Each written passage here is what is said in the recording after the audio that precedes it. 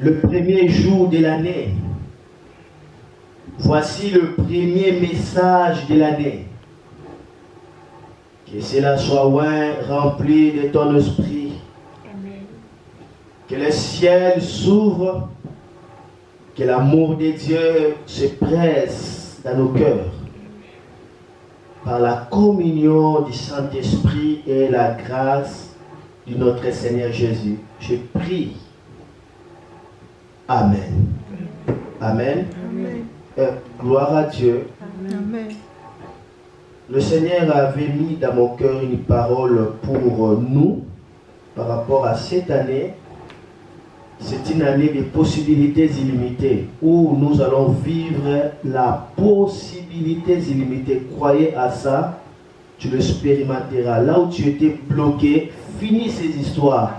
Tu ne seras jamais bloqué, tu ne seras jamais retardé.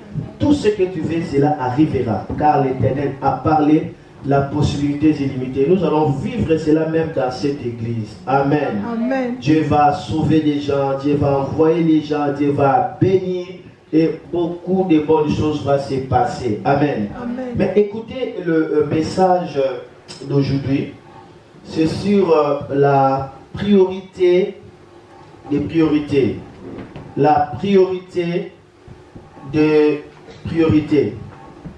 Voilà le message que Dieu avait mis dans mon cœur pour partager avec moi la priorité des priorités. La priorité, c'est ce qui a droit de passer avant les autres. C'est ce qu'on appelle la priorité. La chose qu'on donne droit de passer avant les autres choses. La chose qu'on est en train, en fait, de le laisser dans l'avant-plan. La chose qu'on est en train de prioriser, permettez-moi un peu la tautologie, c'est ça la priorité. Donc, nous pouvons comprendre la priorité comme ce qu'on ne peut pas mettre en second plan. C'est ça la priorité. La chose qu'on ne peut pas mettre en second plan, c'est ça la priorité. La chose qu'on place en premier.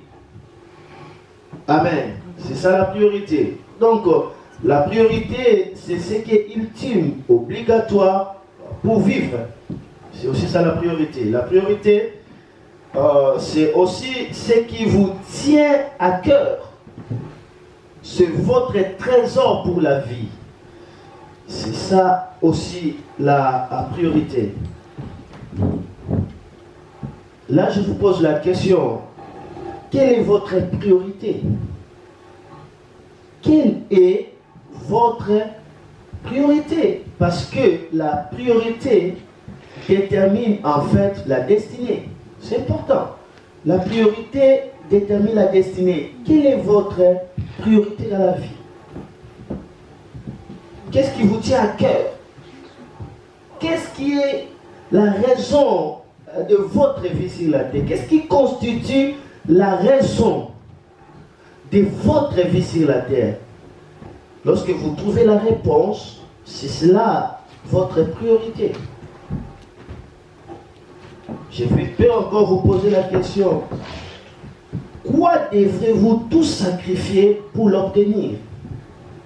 Vous êtes prêts à sacrifier quoi pour l'obtenir?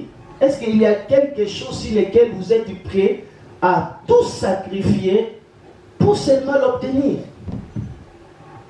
Comme Jésus est en train de dire que le royaume de Dieu est semblable à un homme qui a découvert qu'il y avait des minéraux dans le sol et il a vendu tous les biens qu'il avait pour acheter ces terrains-là.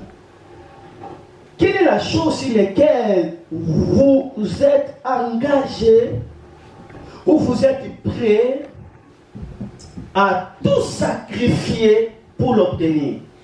Cette chose-là, c'est ça votre priorité. Ce qui arrive ou ce qui a le droit de passer avant. Qu'est-ce qui est placé avant tout dans votre vie? c'est quoi? C'est qui? Quel est le rêve des rêves dans votre vie? Quelle est l'attente d'attente dans votre vie? Et quel est le trésor des trésors de votre vie? Quand Jésus a dit, là où est votre trésor, c'est là où sera votre cœur. Alors, quel est le trésor des trésors de votre vie? Car c'est là où se trouve votre priorité. Parce que mon frère, il y a des gens qui ont passé toute leur vie en travaillant fort. Ils ont dépassé tout ce qu'ils pouvaient dépasser. L'énergie, l'intelligence, l'argent, les temps. Ils ont travaillé fort. Ils se sont bâtis. Et ils ont fini à voir c'est à quoi ils ont donné leur cœur, leur attention, leur énergie. Pourquoi? Parce que toute leur force était concentrée sur cette priorité. Ils vivaient pour la priorité. Et l'énergie suit la priorité. L'attention suit la priorité. Nous devons comprendre que dans la vie, on brille par rapport à la priorité. Celui qui connaît la priorité de sa vie est appelé à être démarqué. L'homme qui ne connaît pas faire la priorité, l'homme qui ne sait pas l'échelle des valeurs dans sa vie, il est appelé à rester stagnant. Il est appelé à rester fixe. Il ne changera rien dans sa vie. Ce qui fait la différence entre l'homme et l'animal, c'est quoi? C'est la priorité. L'animal n'a pas la priorité. L'animal vit par l'instinct et il a la routine. Cela veut dire qu'il ne changera pas l'environnement. Aujourd'hui, il avait mangé, demain il fera ceci, il fera cela, il fera cela. Il ne change pas l'environnement reste intact. Mais l'homme est appelé à transformer l'environnement par quoi? Par l'échelle des valeurs. Donc nous devons comprendre qu'on brille fort par la priorité. Et la priorité est importante dans la vie parce que ça te permet d'être différent. Ça te permet d'atteindre en fait le but de votre vie. Retient que nous prions sur la terre lorsque nous savons faire la part des choses, faire l'échelle des valeurs en vue de trouver la priorité.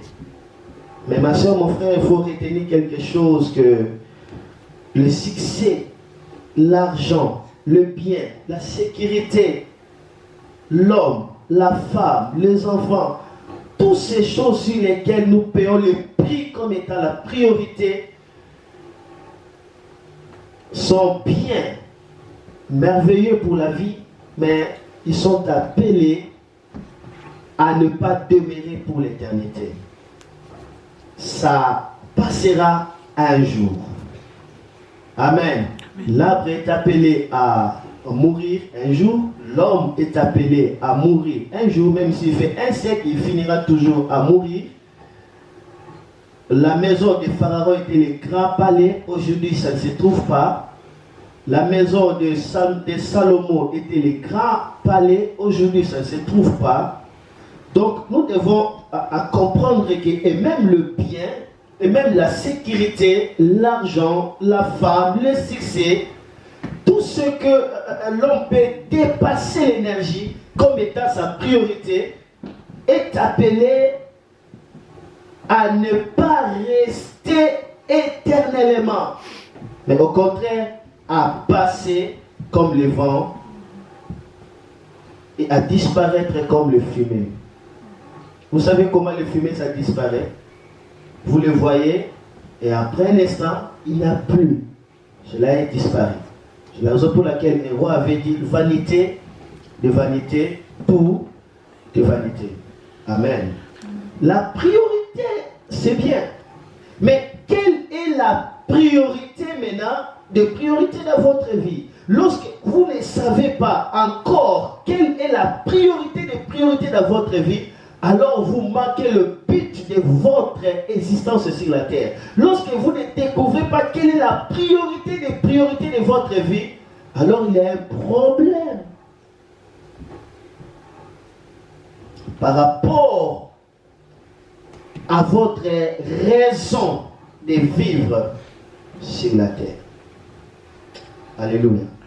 Est-ce qu'on peut voir la pensée de Dieu? Nous sommes dans le livre des Psaumes, chapitre 90, le verset 12. Est-ce que quelqu'un est avec moi? S'il vous plaît, saluez la gloire de Dieu partout où vous êtes. Je vais vous voir. Merci, que Dieu vous bénisse beaucoup. Psaume, chapitre 90, le verset 12. Est-ce que vous aimez la parole de Dieu? Amen. Vous aimez que Dieu vous parle vraiment de cœur à cœur? Amen. Ok, Psaume chapitre 90, le verset 12. Écoutez, la Bible dit ceci. Enseigne-nous à bien compter les jours. Enseigne-nous à bien compter nos jours, afin que nous appliquions notre cœur à la sagesse.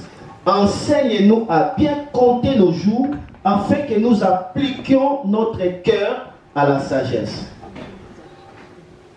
Ici, c'est le roi David qui est en train de prier. Il dit, Seigneur, enseigne-nous à bien compter nos jours, afin d'appliquer notre cœur à la sagesse. Donc, nous sommes appelés à compter nos jours. Nous sommes appelés à être des bons économes, des bons gérants de notre vie. Nous sommes appelés à prendre soin de nos jours et non à laisser nos jours s'évaporiser comme ça. Nous devons compter nos jours afin que notre cœur soit appliqué à la sagesse. Comment est-ce que nous allons compter nos jours? Comment est-ce que l'homme peut compter son jour? Comment est-ce que l'homme doit apprendre à compter son jour? Parce que l'homme, de manière naturelle, il compte aussi ses jours. Lorsqu'on lui dit, tu as quelle année? Il peut dire, j'ai 30 ans, j'ai 40 ans, j'ai 20 ans, j'ai 55 ans, j'ai 60 ans. Donc l'homme compte les jours. Mais quelle est cette expression dans laquelle David dit à Dieu, enseigne-nous à bien compter nos jours? Ça veut dire, nous comptons nos jours par rapport à notre priorité. Mais nous devons maintenant bien le faire. Comment bien compter les jours? C'est lorsque la personne essaie à vivre pour Dieu. Car Dieu est son créateur. Lorsque la personne cherche à découvrir l'essentiel de la vie, car Dieu est son créateur, là il commence à bien compter les jours. Voilà pourquoi la Bible dit rachetez les temps, car les jours sont mauvais. Comment est-ce que nous devons prier que Dieu nous enseigne à bien compter les jours? Parce que les jours de l'homme sont comme le fumée, ça passe. Amen. Mais après avoir passé, qu'est-ce qui est réservé maintenant à la suite de la vie après la mort? Écoutez un peu cette pensée. Nous sommes dans le livre de Psaume chapitre 103. Psaume chapitre 103, le verset 15. Amen. Psaume 103, verset 15. Est-ce que j'ai béni la parole de Dieu? Amen. Je suis en train de parler sur la priorité des priorités. Psaume 103, verset 15. La Bible dit ceci. L'homme, ses jours sont comme l'herbe. Il fleurit comme la fleur des champs. Lorsqu'un vent passe sur elle, elle ne plut. Et les liens qu'elle occupait ne la reconnaît plus. Amen. L'homme est comme l'herbe. Il fleurit comme la fleur des champs. Lorsque le vent passe sur elle, elle ne plut. Et le lieu qu'elle occupait ne la reconnaît plus. Dans notre priorité, j'ai dit, que l'homme est appelé à faire l'échelle des valeurs, à donner son meilleur en vue d'atteindre sa priorité, parce que nous brillons par la priorité. Mais tout ce que nous atteindrons par notre priorité est bien, mais cela, il faut le retenir, ne demeure pas éternellement. C'est comme le fumée qui va disparaître d'un moment à un autre. Voilà pourquoi la Bible dit l'homme, c'est comme la fleur, lorsque le vent vient, elle fleurit et on ne les reconnaît plus. Donc nous devons rechercher maintenant quelle est la priorité des priorités. Regardons le dernier verset, c'est dans le livre des Psaumes, chapitre 144. Psaume 144. Criez Alléluia. Amen. Psaume